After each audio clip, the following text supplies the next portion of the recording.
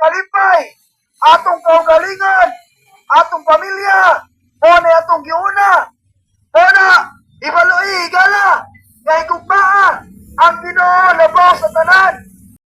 Igugmaa, una ang Dios, ang Ginoo, pag-igugma. Tungod sa atong pagkamakasasala, higala, kitang tanan, nakapsan sa himaya sa Dios. Bisan unsa na itong pagpanigdamot, dili ka makaadtog langit.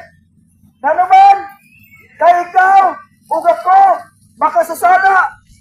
Una-una ang pag-ayo, kapila man ka namakak, kapila ka nakasala karon na adlaw, kapila ka nakasala karon na adlaw, kapila ka namalikas karon na adlaw, kapila ka wala pag-una-una og Ginoo karon na adlaw, kapila man ka nangawan, kapila nimong giuna ang imong kaugalingon kaysa sa Ginoo, kapila man ka wala mosimba, kapila dili mayhap ang atong sala, higala, kada adlaw gabundok, kada adlaw katipunog, kada adlaw nagtapok ta og sala sa atong kaugalingon.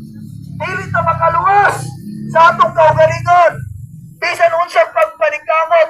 Samot ang relihiyon, samot ang simbahan. Walay simbahan na makaluwas, higala.